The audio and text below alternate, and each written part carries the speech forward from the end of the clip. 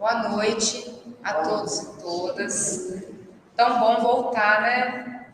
Boa noite a todos que aqui estão conosco, presencialmente, no Centro Espírita Casa do Caminho. A todos também que nos acompanham de forma online. O estudo da noite de hoje será conduzido pelo nosso irmão Rafael Siqueira, com o tema Uma reflexão espírita sobre o abortamento. A mensagem foi retirada do livro Seara de Fé, de Emmanuel, psicografia de Chico Xavier, capítulo 17, Prece da criança que ainda não nasceu. Mãe querida, sustenta-me agora para que eu te sustente depois. Não me expulses, nem me desprezes. Venho ao encontro de tuas esperanças. Junto de ti, estou na condição de anseio de teu anseio e de alma de tua alma. Hoje sou apenas flor, sonho, pensamento. Amanhã serei a tua própria realização. Resguarda-me com amor para que a confiança não me abandone. Protege-me contra o desequilíbrio. Cultiva as ideias positivas do bem, para que não me falte segurança contra o mal. Guarda-me no colo, em nome de Deus, para que a luz da fé em Deus se mantenha acesa dentro de mim. Tenho tanta necessidade de ti, quanto a semente precisa da terra para germinar e viver. Dá-me a tua bondade e dar-te-ei a mim mesmo. De ti depende que eu possa estar amanhã entre os homens, a fim de cooperar na construção do mundo melhor. Emmanuel. Agradecemos à Rádio Espírita Esperança, IDEAC e ao Grupo Espírita Ismael. Nesse momento, vamos todos elevar os nossos pensamentos pelas vibrações na noite de hoje e preparar para o momento da prece. Querido Deus, Pai de bondade, Jesus, nosso divino mestre e amigo, nosso companheiro de todas as horas, agradecidos estamos, Senhor, pela oportunidade de retornar aos trabalhos da Casa Espírita presencialmente. E é também, Senhor, pela oportunidade que tivemos durante todo esse tempo dos recursos tecnológicos, que era o caminho para que possamos, sentir um certo conforto em nossos corações num momento tão difícil que a humanidade atravessou.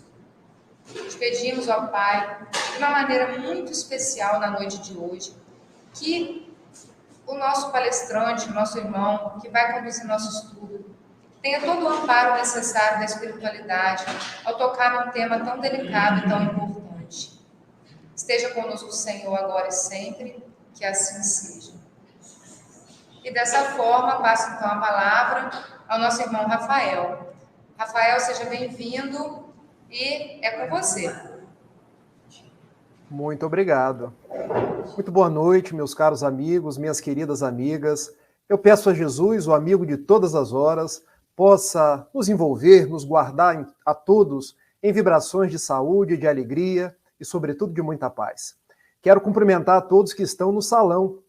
Gostaria de olhar cada um, olho a olho, como faço nas palestras presenciais, mas a vida tem nos colocado alguns obstáculos.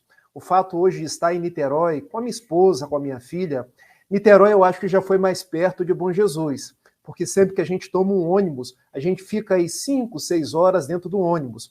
Mas agora, essas 6 horas, tendo que trabalhar no dia seguinte, e ainda com um filho pequeno, fica mais dificultoso. Mas nada que uma rede social, que um StreamYard não facilite essas distâncias e não permita que eu vos abrace a cada um de vocês, companheiros queridos de Bom Jesus, à distância. Essa é a terra do meu pai, terra de familiares muito queridos. Então, sempre que retorno à Casa do Caminho, eu gosto de registrar toda a minha gratidão por Bom Jesus e a minha afetuosidade pelos companheiros dessa cidade. Quero parabenizar a todos pelos 41 anos do Grupo Espírita, do Centro Espírita Casa do Caminho, porque 41 anos não são 41 dias, são propostos elevados ao Senhor da vida, é cada um de nós fazendo o que há dentro das nossas possibilidades para que o Evangelho se espraie nos corações, para que a mensagem de Jesus possa chegar pelas vias do Espiritismo a todos aqueles que precisam. Quero cumprimentar os companheiros também que estão aqui no nosso chat, a nossa querida Fernanda Linhares, lá das terras de Santa Catarina, de Floripa. Muito boa noite, minha querida amiga. Quero cumprimentar Marcos de Carvalho, um amigo que as vias das redes sociais me possibilitou ter e que eu tenho encontrado com ele aí já algumas vezes. Meu abraço para você, viu, amigo querido? Quero cumprimentar também Josimere Paiva, muito boa noite, e que a gente possa estar nessa noite dispostos a conversar. Porque sempre que vamos falar sobre o Espiritismo, não há professores, não há ninguém que saiba mais ou que saiba menos. Somos todos discípulos de Jesus. E na condição de discípulos de Jesus, temos que nos predispor a aprender. Falar do aborto, falar da pena de morte, falar de temas sensíveis como política, como questões envolvendo gênero, sexualidade, nem sempre é fácil.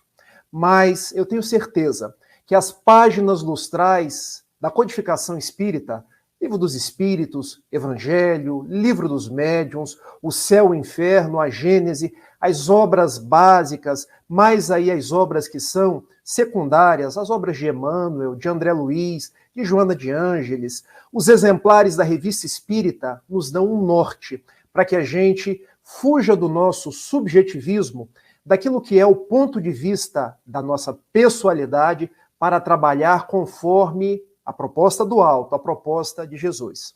Sempre que subo numa palestra espírita, numa tribuna espírita, procuro não ser o Rafael, procuro ser aquele que tem estudado o Espiritismo para falar de acordo com as páginas lustrais do Espiritismo.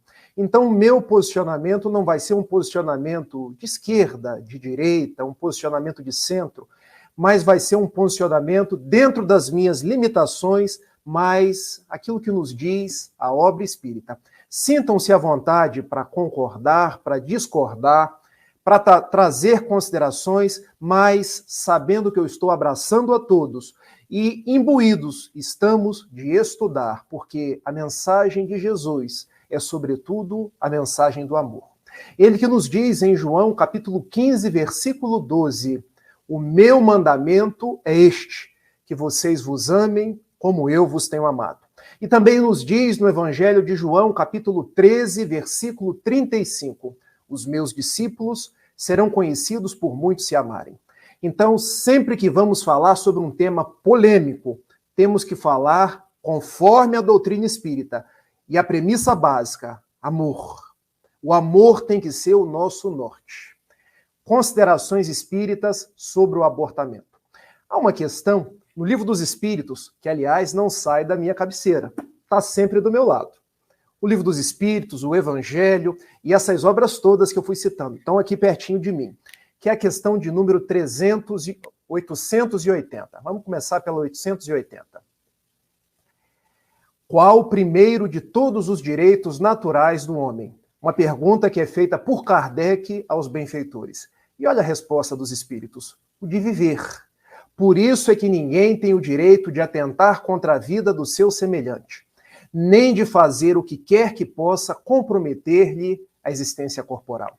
Então todos nós temos um direito básico, o direito de viver, o direito à vida que nos foi outorgada por Deus. Todos nós estamos num compromisso chamado reencarnação. E a reencarnação, nós não conseguimos dimensionar o valor que ela tem para cada um de nós. Espíritos endividados, espíritos que caímos e que precisamos desse tempo de um corpo físico, nós que somos espíritos imortais, para passar por provas, expiações, para dar conta da parte que nos toca na obra do nosso aprimoramento. Então, viver é o maior de todos os direitos. Não nos competindo tirar a vida de quem quer que seja, nem a nossa própria, nem a de outra pessoa, nem a de um criminoso, como a gente considera muitas vezes, nem a de uma criança que quer nascer. Premissa básica, então, o direito à vida. Agora vamos para uma outra questão do Livro dos Espíritos, que é a questão de número 358. Essa é a questão em que Kardec pergunta de uma forma mais direta sobre o abortamento. Constitui crime a provocação do aborto em qualquer período da gestação? E notem que aqui Kardec faz a pergunta em qualquer período da gestação. E olha o que dizem os bons espíritos. Há crime sempre que transgredis a lei de Deus. Uma mãe, ou quem quer que seja, cometerá crime sempre que tirar a vida de uma criança antes do seu nascimento. Por isso impede uma alma de passar pelas provas que serviria de instrumento ao corpo que estava se formando. Vamos agora fazer um paralelo entre essas duas questões. 359 e 880. A 880 nos diz que todos nós temos o direito à vida. Então, temos o direito à vida da criança. Mas quando falamos no período de gestação, são duas vidas envolvidas. Aliás, podem ser duas, podem ser três, podem ser quatro, porque quando a gente engravida, podem ser gêmeos, trigêmeos, quadrigêmeos, mas tem a vida daquela que está dando a vida a outras crianças. Ou seja, existe uma mãe e existe um filho. Se nós privilegiamos a vida, existem duas vidas que precisam ser salvaguardadas. O que isso quer dizer? Eu não tenho o direito de matar um feto, de matar uma criança, de impedir que uma criança nasça, mas eu igualmente não tenho o direito de atentar contra uma mãe. Porque eu observo que muitas vezes, nos dias de hoje, em nome de um proselitismo religioso, em nome de uma ortodoxia das igrejas e muitas vezes de nós, os espíritas, nós estamos para defender aquele que não nasceu, assacando contra aquela que é a mãe. Apontando o dedo em riste, julgando, cometendo o maior tipo de impropério possível contra aquela que nós não conhecemos, as suas misérias, as suas mazelas, a condição de vida pela qual passou até chegar no período gestacional. Então, quando pensamos na gestação, é uma vida por nascer e uma vida carregando outra vida. Se nós não temos o direito de matar, é um dos mandamentos da lei de Deus, nós também não temos o direito de julgar uma mãe que porventura já tenha feito o abortamento. E por que eu tenho aprendido a agir dessa forma? Porque Deus, está lá no livro de Ezequiel, no Antigo Testamento, capítulo 33, versículo 11. Deus não quer a morte do pecador. Deus quer acabar com o pecado. Para o pecador, Deus quer que ele se soerga e viva. Até mesmo, meus irmãos, todos nós somos pecadores. Todos nós erramos, cometemos os mais variados desatinos, se não nessa vida, em vidas pretéritas. Não devemos julgar a quem quer que seja. Podemos e devemos defender a vida, ser contra o abortamento, mas em nenhum momento assacando contra a personalidade daquela que no momento de dificuldade, no momento de dor, no momento de angústia, no momento de miserabilidade econômica, veio a abortar. Porque se eu não tenho o direito de matar, eu também não tenho o direito de julgar. E aprendi isso quando me tornei orador espírita. Porque quando eu subo numa tribuna espírita e digo a mãe que comete um aborto é uma criminosa, isso é muito pesado. Imaginem se tem uma mãe me escutando ali do auditório, das pessoas que estão visitando a casa espírita por primeira vez. Ela pode sair dali. O orador me chamou de criminosa. O orador diz que eu não tenho jeito mais. O orador diz que eu não sou uma filha de Deus porque eu fiz um aborto, mas ele não sabe das minhas condições. A mulher sai dali e pratica um suicídio. Veja, as minhas palavras podem ganhar uma conotação e eu, ao invés de fazer um bem, eu faço um mal. Nós espíritas, que somos dirigentes de casas espíritas, que somos médiuns, que somos oradores espíritas, temos que ter essa responsabilidade. Ser a favor da vida e, consequentemente, contra o aborto, mas agasalhar as mulheres, porque são filhas de Deus. Nós, homens, hoje já podemos ter sido mulheres e já ter feito abortos em vidas passadas. Nós não podemos apontar o dedo em riste para quem quer que seja. Eu escrevi um post nas minhas redes sociais porque esses assuntos controversos me chamam muito a atenção e me levam a orar para poder entender o que Deus espera de nós, os religiosos. Se eu recebo, como um psicólogo em formação, como alguém que está num atendimento fraterno de uma casa espírita, uma mulher com um filho na barriga, e me diz assim: Rafael, me ajude. Eu não tenho dinheiro, eu engravidei indesejadamente, eu quero abortar. Qual o aconselhamento que eu, psicólogo, ou eu, atendente fraterno de uma casa espírita, posso dar a essa pessoa? Minha irmã, a sua criança é uma bênção. Ter um filho é uma bênção. Aquele que está na sua barriga hoje pode ser um grande amigo, pode ser um arrimo das horas difíceis, pode ser um companheiro de vidas passadas que vai te ajudar. Pense que a sua própria mãe, as nossas mães, nos deixaram nascer. E hoje você está devolvendo a vida que a vida te deu. Nós não temos esse direito de cercear o direito da reencarnação a quem quer que seja. Essa criança merece viver. E já falei isso com inúmeras mulheres que vieram conversar comigo. Parece que não, mas já conversei com muitas delas. Mas já recebi outras tantas que chegaram para mim e disseram: Rafael, já abortei o meu bebê. Você me considera uma criminosa? E eu respondo: não. Você é uma filha de Deus. Deus te ama do jeito que você é. Deus te pega no colo, porque somente Deus. Foi isso que Jesus disse a Miriam de Migdol, Maria de Magdala.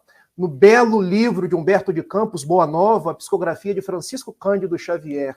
Só Deus para converter as nossas ruínas nas mais belas primaveras. Então, você permanece uma filha amada de Deus. Ele te ama, eu também. Eu abraço essa mãe e projeto junto com ela, fazendo uma curva de empatia, momentos melhores.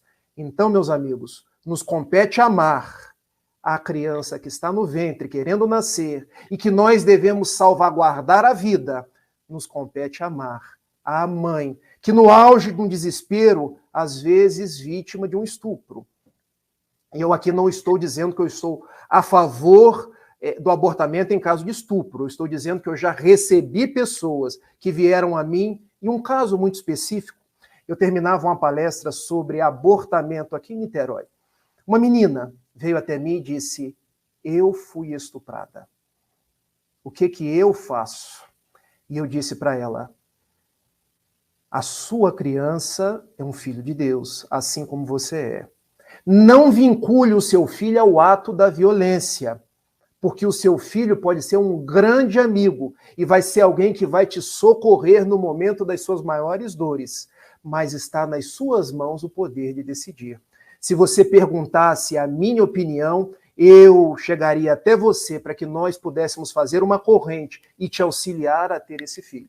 Mas eu não posso decidir porque só você conhece as suas dores. Acolher a criança, acolher a mulher, esse é o nosso dever. Porque quando abrimos as páginas do Evangelho segundo o Espiritismo, lá no capítulo 15 está escrito: fora da caridade não há salvação.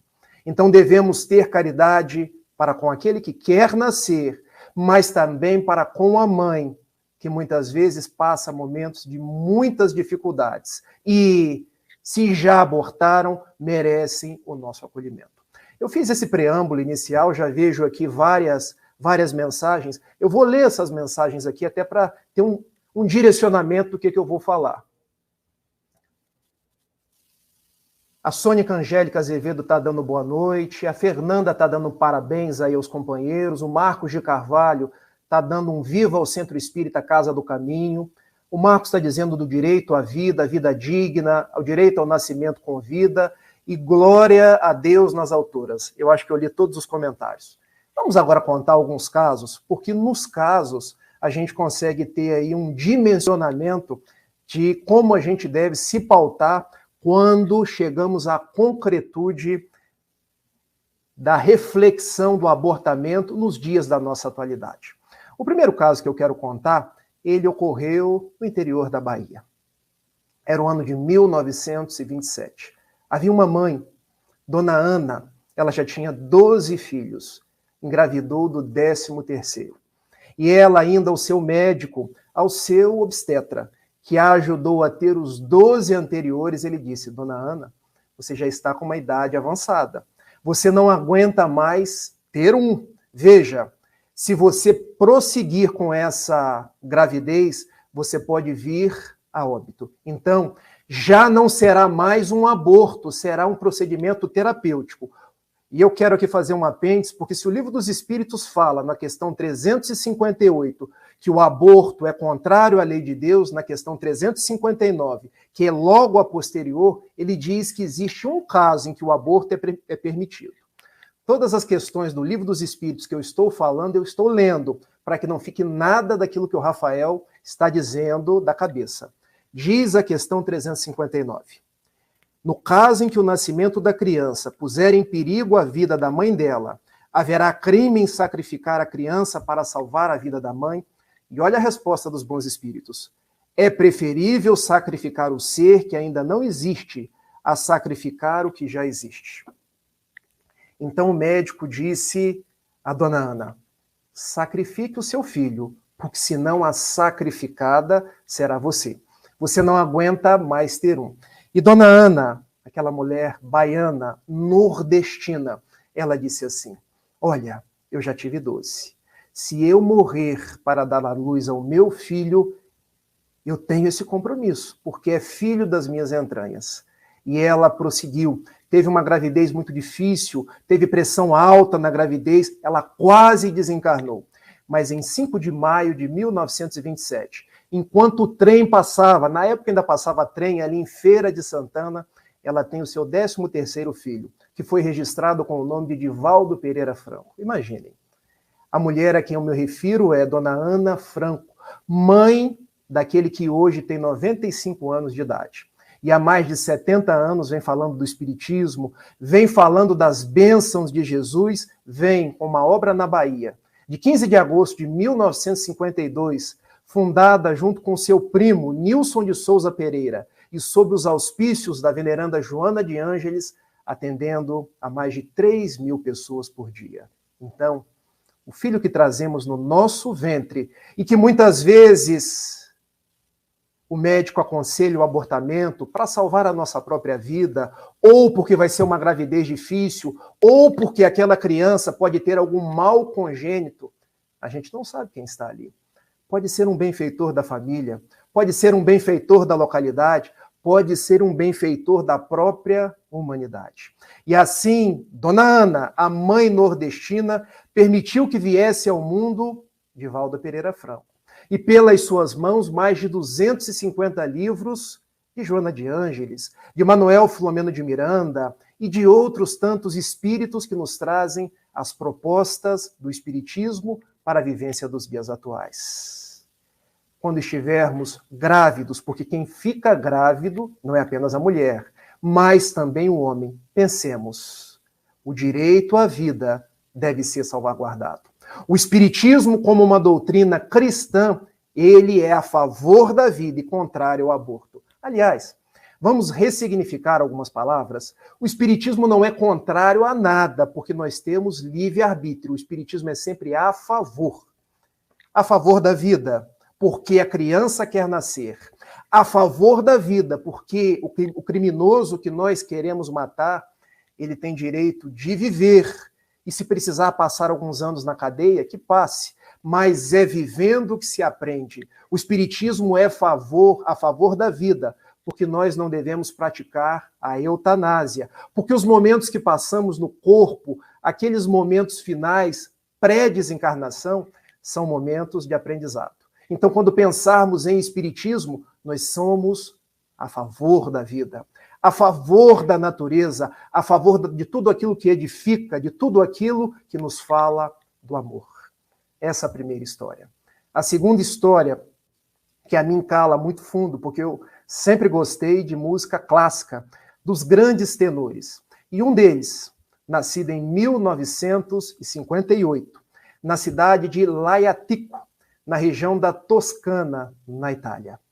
Foi um período muito conturbado, porque em 1958, a sua mãe, de nome Edi, ela foi ao médico, estava grávida, com uma crise de apendicite. E chegando, o médico fez a cirurgia do apendicite, fez exames de imagem, na época mais precários que nos dias atuais, e constatou: o feto tinha um mal congênito. Ele nasceria com algum problema orgânico. E o fato é que nasceu o menino Andréia, com glaucoma de nascença. O menino não enxergava direito, tinha aí cerca de 20 a 30% de visão. E tinha algo mais, porque com a falta da visão você fica prejudicado nos seus movimentos, mas ele cresceu uma criança normal. Enxergava pouco, mas tinha um ouvido, uma audição, que era uma verdadeira preciosidade nos seus dias. Gostava muito de jogar futebol e tinha como um ídolo da sua infância o grande craque da seleção portuguesa, de nome Eusébio, que jogou a Copa de 66 e encantou o mundo. Quando jogava aí por cerca dos seus 12 anos uma partida de futebol, ele toma uma bolada na cabeça. E o menino, agora adolescente, Andréia, o restinho de visão, 20 a 30%, ele veio a perder. E o que era uma cegueira parcial torna-se uma cegueira total.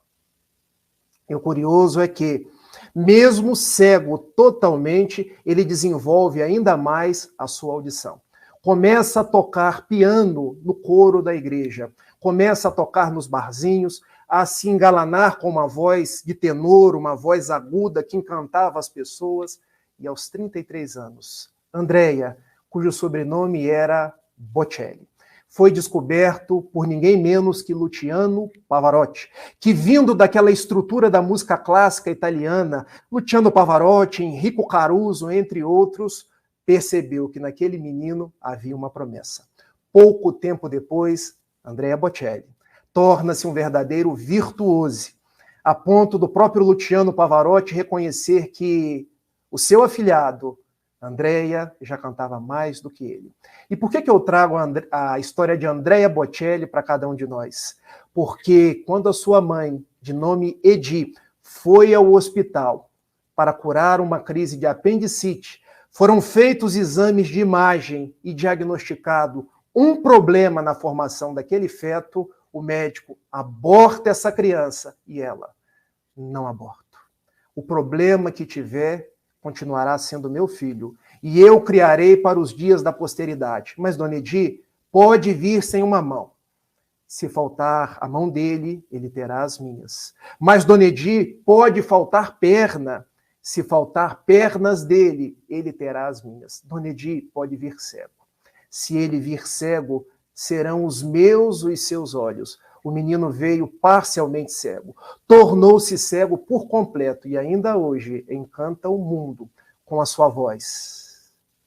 Que agora, nos dias do coronavírus, onde todos estiveram dentro da sua casa no período de recolhimento, estava Andrea Bocelli cantando as suas áreas no Duomo em Milão para que nós tivéssemos esperança e conseguíssemos seguir os nossos dias.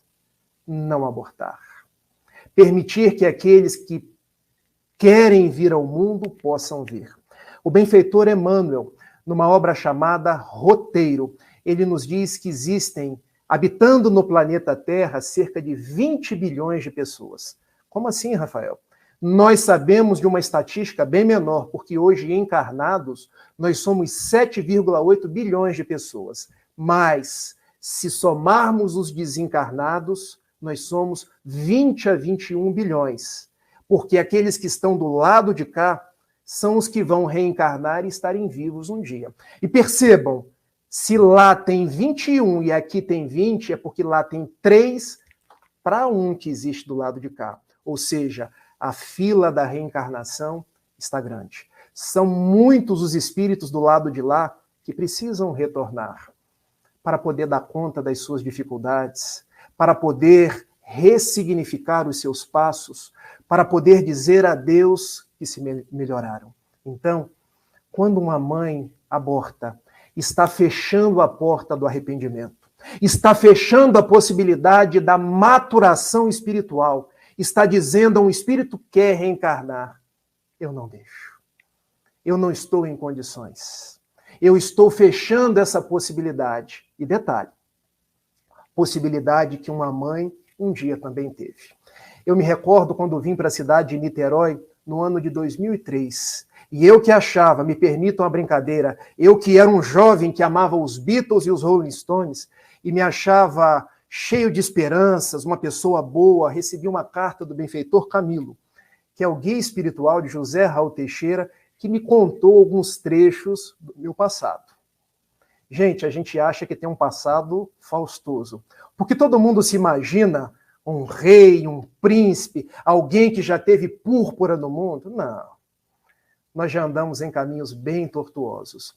E o benfeitor Camilo me contou, e depois eu perguntei ao Raul Teixeira, por que ele me contou essas coisas? Porque você já tem condições de entender e de partir desse conhecimento para produzir algo novo. Então ele me contou de uma vida em particular. Eu não vou contar todas, eu vou contar uma, onde eu fui um inquisidor bem cruel.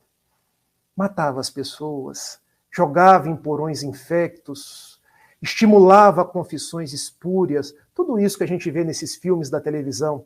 Os homens da capa preta que jogavam nas fogueiras e impunham um crucifixo, porque em nome de Jesus, quantas pessoas eu matei? Quantas pessoas eu torturei? Quantos foram os meus remorsos no plano espiritual? De terras europeias, eu que não conseguia mais nascer naquele continente europeu, para não me perder uma vez mais, vim nascer no Brasil. A terra abençoada pelos índios, pela natureza, pela raça negra, terra de gente simples, e escolhi Itapiruna, uma cidadezinha pequenina no norte do estado do Rio de Janeiro. Duas pessoas bem simples, o meu pai, Edson Teixeira de Siqueira, aí de Bom Jesus, filho do seu Moacir Tomate, como era conhecido, porque ele passou a vida inteira vendendo tomate, ali numa bancazinha perto do rio Itabapoana. Filho de Dona Selenes Neves de Amorim, uma professora que, para estudar, teve que peitar o meu avô, porque o meu avô, um homem rude da zona rural, dizia: filha, a pronúncia era essa mesmo, filha minha, não precisa estudar, basta casar. Olha a mentalidade da época. Porque se mulher estuda muito, não encontra bom marido. Mas a minha mãe peitou meu avô e estudou. Fez matemática na Fafita, em Itapiruna. E desse casal que se namorou e depois se separou, 11 anos depois se separou, eu tive a bênção de renascer. Porque o seu Edson e a dona Selenes se casaram em 1977. E possibilitaram que eu renascesse em 26 de maio de 1980. Eles não sabiam, mas estava voltando ao mundo um inquisidor do passado.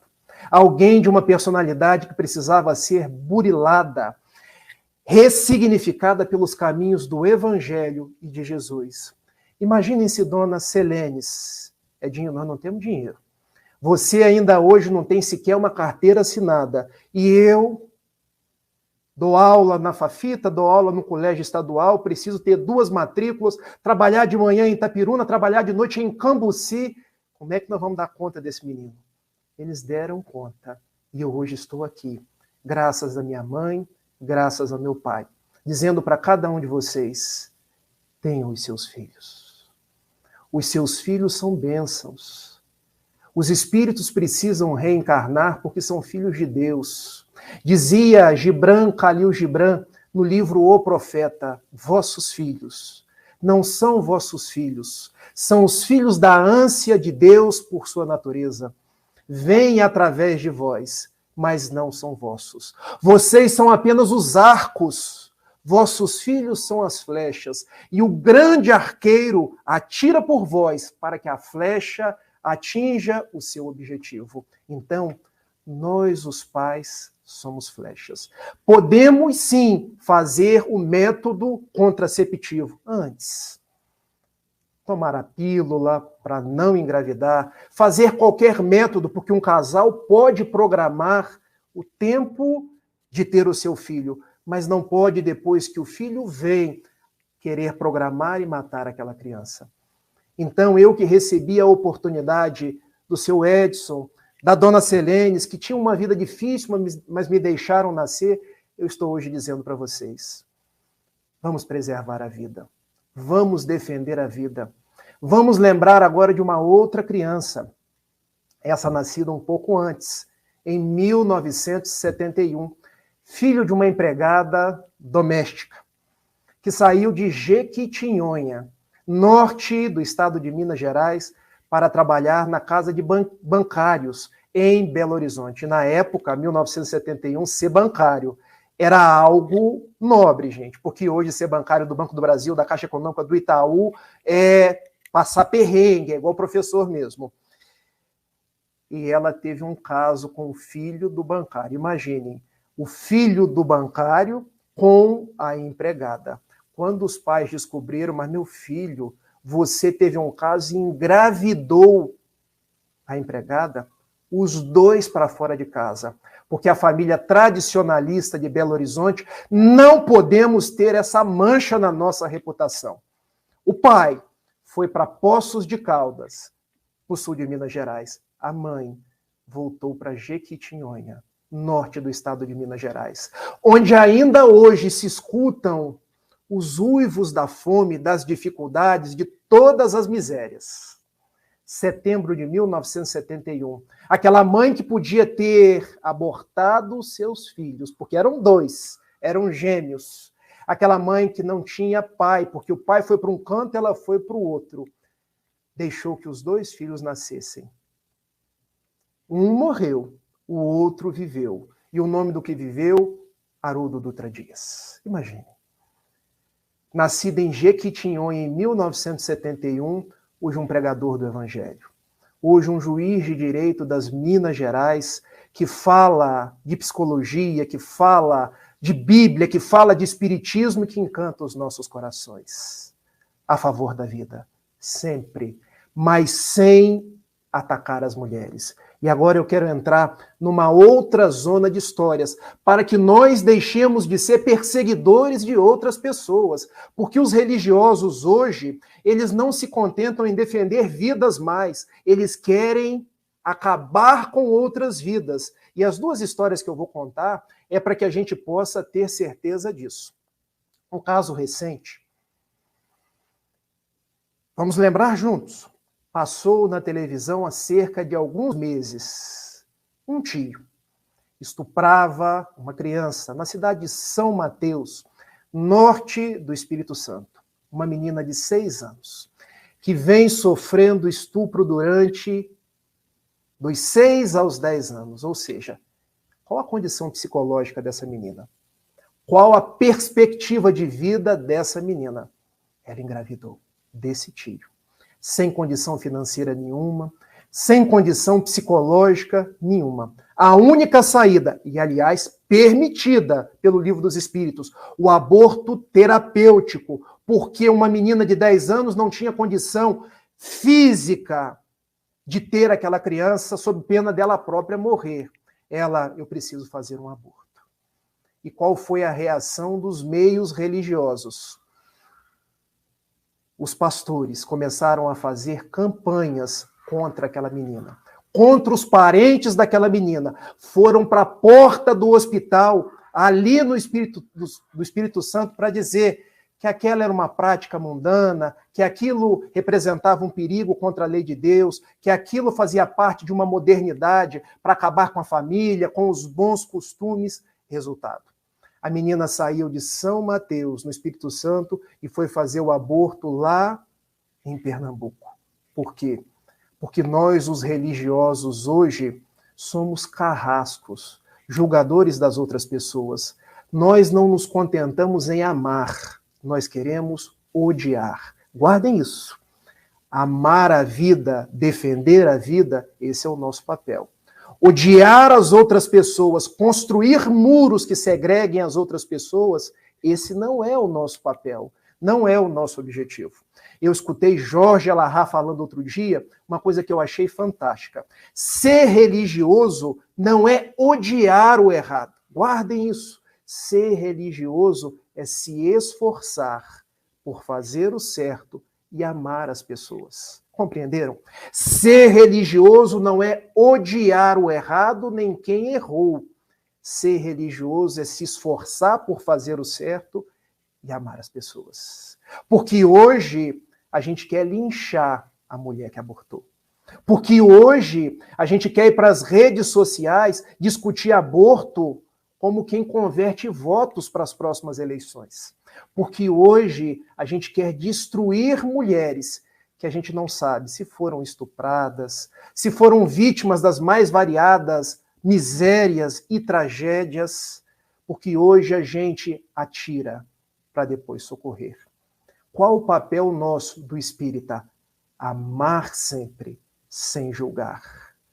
Abraçar sempre, sem apontar o dedo em riste. Lembrando que entre nós, inclusive entre os médiuns, entre os pregadores, entre aqueles que estão me assistindo nesse instante, podem existir alguém que no auge de um desespero já fez um aborto, já praticou algum ato em desatino e que mesmo assim são filhos de Deus. Nós não podemos ter essa hipocrisia. Nós precisamos reconhecer as nossas falhas quando olharmos para as falhas das outras pessoas. Esse foi o ensinamento de Jesus numa das passagens mais bonitas do Evangelho de João, quando levaram uma adúltera para Jesus. Imaginem se tivessem levado uma mulher que abortou para Jesus. A massa toda queria jogar pedras na mulher, e Jesus, aquele que estiver sem pecados, que atire a primeira pedra. Como nós atiramos pedras hoje. Mas as nossas pedras vão pelas redes sociais, as nossas pedras vão pelo WhatsApp, as nossas pedras vão com o nosso senho carregado de reproche, porque eu me acho a melhor Coca-Cola do deserto. E quem está abaixo de mim, eu vou julgando herege, é contra a família, é contra os bons costumes. Dia chegará em que todos nós olharemos uns para os outros, sem dizer eu sou branco, você é negro. Eu sou protestante, você é católico. Eu sou pela vida, você é contra a vida. E nós diremos simplesmente, nós somos irmãos. Nós somos filhos de Deus. Você errou, eu erro também. Vamos nos dar as mãos porque a misericórdia de Deus nos soergue. A minha proposta ao falar de aborto é: vamos acabar com os muros, porque nós estamos construindo muros. Porque fazer muros dá seguidores nas redes sociais, dá votos na próxima eleição. Fazer muros faz com que a gente fique representante de uma determinada ideia, que nós sejamos representantes da ideia do amor. Vamos amar a todos. Eu me recordo de uma vez que Chico Xavier perguntou a Emmanuel o que era um criminoso.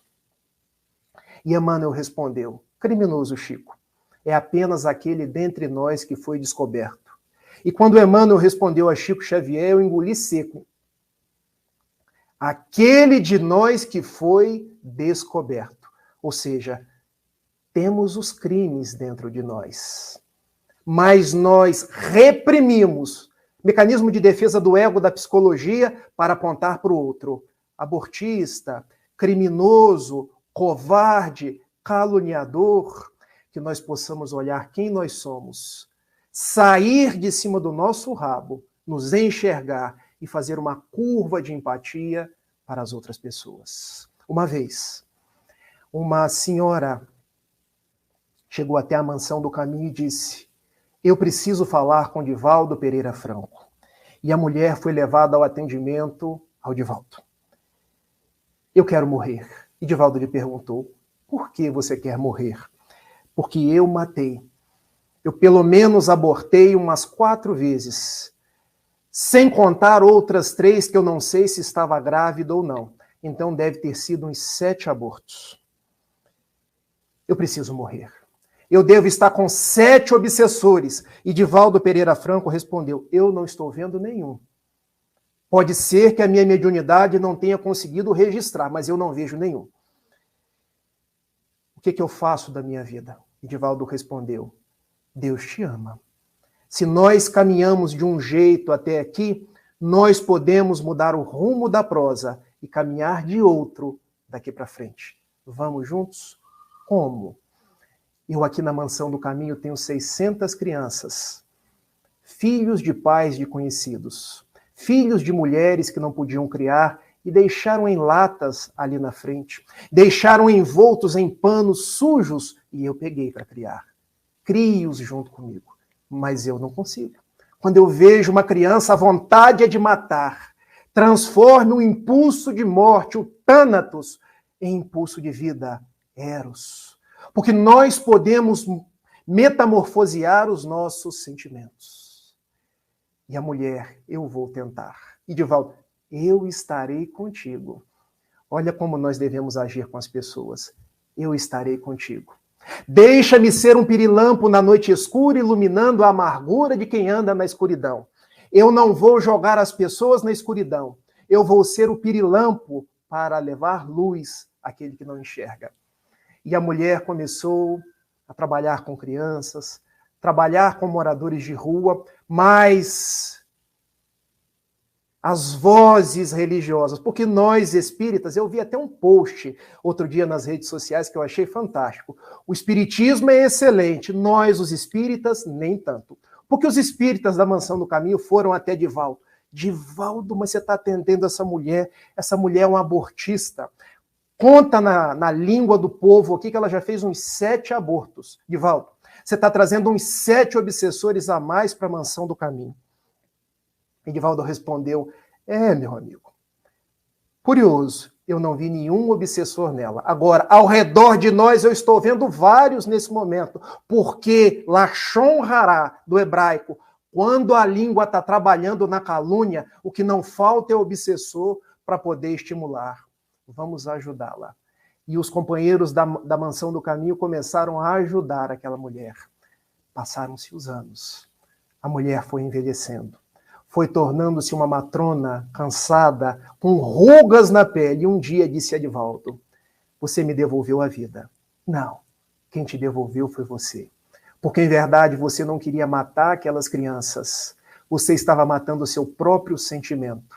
Quando você converteu o seu sentimento ao Jesus, quando você venceu as suas resistências íntimas, você viu o amor de Jesus por você, mesmo tendo cometido os mais variados impropérios. E o amor que chegou até você, você começou a dedicar a outras pessoas. Ela desencarnou pouco tempo depois e desencarnou em paz. Tudo isso está dentro de nós, meus amigos. Quando formos falar, então, de abortamento, de pena de morte, pensemos no amor. Pensemos nos laços de caridade que devem nos congregar. Baixemos o senso da beligerância, dos ódios gratuitos. Baixemos o senso de quem vai ganhar as próximas eleições, se precisa desse voto ou não daquele voto. O nosso compromisso é com a vida. E temos sempre 2 vidas envolvidas. A vida de uma criança, a vida de uma mãe. Para que a gente possa contar aí uma última história. Deixa eu ler aqui os comentários aqui das pessoas, porque senão eu perco. A Fernanda está dizendo que até mesmo a Associação Médico Espírita também fez campanha atroz contra a menina. Quem somos nós para condenar? O Marcos de Carvalho, 4 posições que, ao máximo, devemos sempre evitar: desprezar, maldizer, condenar e destruir. Exatamente, Marcos. A Josimere está dizendo que a palestra está boa, é porque seus ouvidos são bons. A Helenita também está agradecendo. A Maria Glória Azevedo, que sirva para a nossa reflexão. Vamos continuar. Vamos para uma última história. Essa de Mohandas Karamchand Gandhi. Eu adoro Gandhi. Quem me vê falar sabe que eu sou um humanista por natureza. O primeiro humanista que eu sigo chama-se Jesus. O segundo humanista que eu sigo chama-se Francisco de Assis. O terceiro humanista que eu sigo chama-se Allan Kardec. E depois existem vários outros humanistas. Madre Teresa de Calcutá, Martin Luther King, Nelson Mandela, Mohandas Karamchand Gandhi. E Gandhi, antes de desencarnar em 30 de janeiro de 1948, ele protagonizou uma cena fantástica. Quando um hindu A Índia se dividiu entre os hindus, que eram hinduístas, e os paquistaneses, que eram muçulmanos. Ele chegou para Gandhi, que chamava Bapu, meu grande pai. Bapu, eu mereço a morte. Por quê, meu filho? Eu matei uma criança. Matei a criança do meu vizinho muçulmano. Eu não tolero os muçulmanos, porque essa raça precisa ser proscrita, precisa ser exterminada da terra. E quando eu leio essa história, eu fico pensando naqueles que seguem a direita e a esquerda aqui no Brasil, porque as brigas são as mesmas, só mudam de lugar. Essa foi lá na Índia. E Bapu disse, meu filho, eu conheço um jeito de você ir para o céu. É mesmo, Bapu? Então me diga. Adote uma criança. Ah, mas isso é muito fácil. Adote uma criança com a mesma idade, com a mesma estatura e a crie. Muito fácil, Bapu. Vou fazer isso hoje. Eu hei de passar hoje numa albergue de crianças e vou do mesmo jeitinho. Meu filho, adote uma criança muçulmana. Você é hindu? Adote uma criança muçulmana. Ah, entendi. Eu vou converter essa criança muçulmana ao hinduísmo. Vou trazer ela para o caminho do acerto. Meu filho, quem foi que disse o que é certo e o que é errado? O que é certo vem de Krishna, conforme a crença deles. Vem de Deus, vem de Rama. Ame, meu filho, e acostume-se a amar as outras pessoas do jeito que elas são. Cria como muçulmana. Você é hindu, ela é muçulmana. E quando ela crescer, aprenda a conviver. Cada um em sua religião, cada um do seu jeito. E você ganhará o seu lugar ao céu. O hinduísta baixou a cabeça e saiu. Nós precisamos desse senso de tolerância. Nós precisamos aprender que falar em aborto, falar em gestação é falar em amor. Não há amor maior do que uma mãe pelo seu filho. E é esse amor que vem nutrindo os laços e propiciando que as humanidades cresçam. Uma vez perguntaram a Chico Xavier, Chico, qual o segredo da maternidade? E Chico respondeu, as mães, e só elas, têm um pé do ouvido com Deus. Toda mulher, quando engravida, ela começa a escutar Deus no pé do ouvido. Então, mães, não matem os seus filhos. Eles são filhos de Deus que vêm através de nós. Homens que somos nós, valorizemos as mulheres, porque elas não são apêndices da nossa vontade. Deixemos aquele senso patriarcal de que o homem fala, a mulher obedece, o homem manda, a mulher é um escravo. A mulher está do nosso lado. A mulher merece os postos de destaque, a mulher merece, pela sua criatividade, pela sua sentimentalidade, a mulher hoje merece guiar o mundo, porque nós, os homens, estamos falhando. Até porque os espíritos não têm sexo. Isso está dito lá na questão 200 do Livro dos Espíritos. Onde nós queremos chegar? Preservar a vida da criança, mas preservar as mulheres, porque são mulheres que geram crianças. Se hoje nós temos 50% da humanidade que são mulheres, os outros 50%, homens são nascidos de mulheres. Não por outra razão, Jesus apareceu por primeira vez para uma mulher, Maria de Magdala. E diz Tomás de Aquino, o grande filósofo da Idade Média, que Maria de Magdala é a apóstola dos apóstolos. E o que tudo isso tem a ver com o aborto?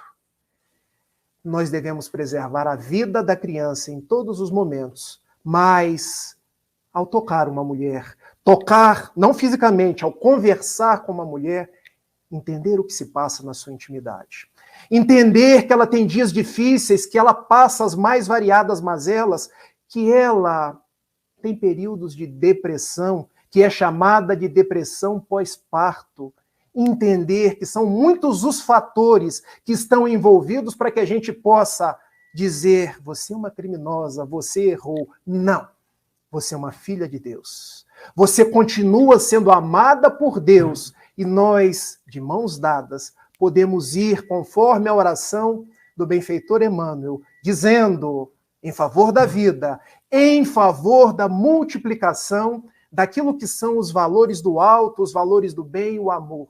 Senhor, ensina-nos a orar sem esquecer do trabalho, a dar sem olhar a quem, a servir sem perguntar até quando, a sofrer sem magoar seja quem for, a progredir sem perder a simplicidade, a semear o bem sem pensar nos resultados, a desculpar sem condições, a marchar para a frente sem contar os obstáculos, a ver sem malícia, a escutar sem corromper os assuntos, a falar sem ferir, a compreender o próximo sem exigir entendimento, a respeitar o semelhante sem reclamar consideração, a dar o melhor de nós, além da execução do próprio dever, sem cobrar taxas de reconhecimento. Senhor, fortalece em nós a paciência para com as dificuldades dos outros, assim como precisamos da paciência dos outros para com as nossas próprias dificuldades. Ajuda-nos para que a ninguém façamos aquilo que não gostaríamos que nos fosse feito, e auxilia-nos sobremodo a entender que a nossa felicidade mais alta será quando preservarmos a vida de crianças, de mulheres, e de quando cumprirmos os teus desígnios, onde e como queiras, hoje, agora e sempre. Um beijo em todos, um abraço aos amigos de Bom Jesus e até uma próxima. Que assim seja.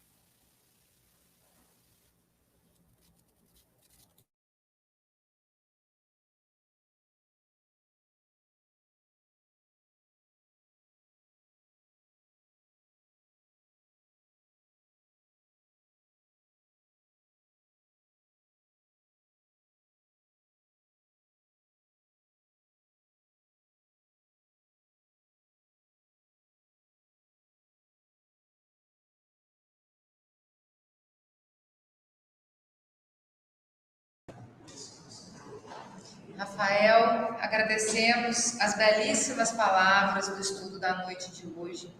Como foi esclarecedor, né? Valorizar e preservar a vida acima de todo julgamento, de toda maldade, de todo rancor. Isso é o mais importante, sem dúvida. Muito obrigada, Rafael. Lembrando que na próxima semana, no mesmo horário, domingo, às 18h30, teremos novamente nosso encontro presencial e também online. Então, continuaremos funcionando em formato híbrido. Quem quiser trazer sua água para fluidificar, pode trazer, traz a garrafinha, coloca o nome e a gente coloca na mesa lá atrás, tá? E, mais uma vez, agradecemos à Rádio Espírita Esperança, ao Grupo Espírita Ismael e ao IDEAC. Convido todos agora para que possam fechar os olhos, elevar os pensamentos a Deus e se preparar para o momento do passe, que será coletivo. Passaremos agora a prece final e vamos manter os nossos olhos fechados e nossa vibração para o passe.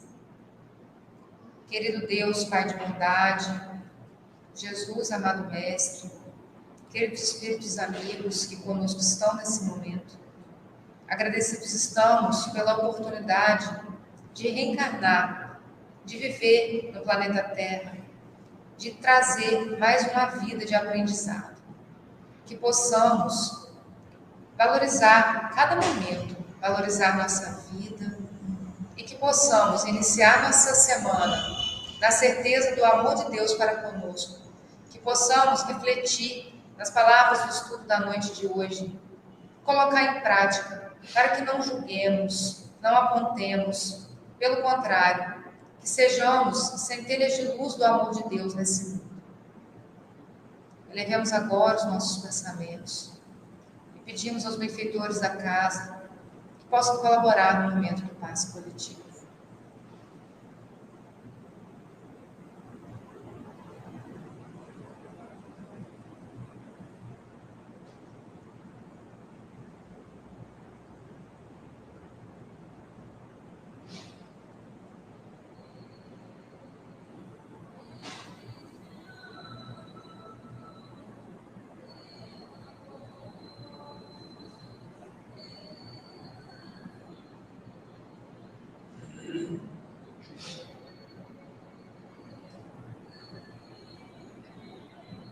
E assim, damos por encerrada a nossa reunião de hoje. Esteja conosco, Senhor, hoje e sempre. Que assim seja.